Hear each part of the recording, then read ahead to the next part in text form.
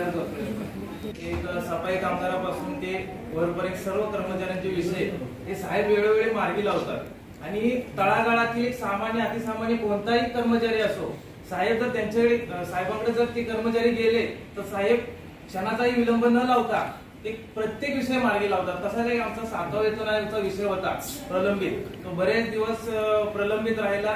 साहेबांना आम्ही निवेदन दिलं, साहेबांनी किती लोक आले, 2 लोक आलेत का 4 लोक आलेत हा प्रश्न विचारलेला नाही।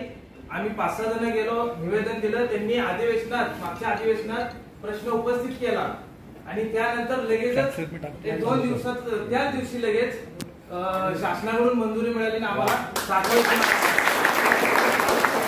विविध प्रश्नांना वाचा आमदार साहेब आमचे सर्वांचे लाडके हे वेळोवेळी मार्गी लावत असतात। त्यासाठी एक छोटे गाणे आम्ही त्यांचा सत्कार आज इथे आयोजित केलेला आहे आणि प्रश्न कर्मचाऱ्यांचे प्रश्न असतील ते मार्गी लावावे यासाठी आम्ही निवेदन सुद्धा देणार आहे। हा आजच्या विषय आहे। तो पहिल्यांदा आपण साहेबांचा सत्कार करूया। आमदार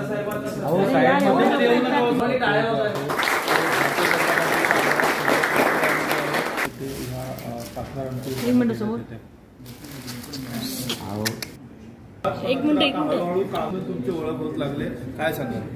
खरं म्हणजे मी कामगार नेता नाही तर कामगार मित्र आहे आणि गेल्या 10 वर्षापासून निरनिराळ्या बंद पडलेल्या कंपन्या असतील, महापालिकेमधले किंवा निरनिराळ्या आस्थापनातले कर्मचारी असतील, जो वंचित आहे, पीडित आहे, कष्टकरी आहे, याला न्याय मिळवून देण्याचं देखील काम आमचा लोकप्रतिनिधी म्हणून आहे। आणि त्याच्यामुळे आज या महापालिकेच्या कर्मचाऱ्यांनी या ठिकाणी माझा सन्मान केला, सत्कार केला।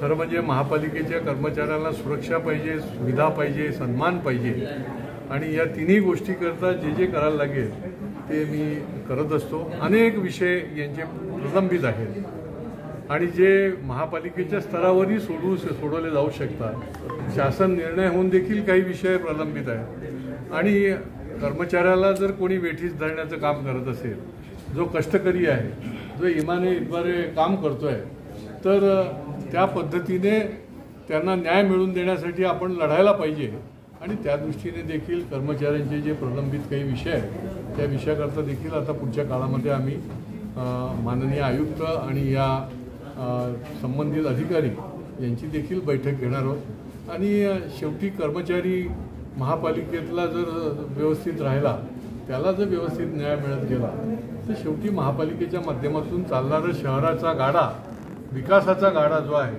तो योग्य पद्धतीने चालू शकतो।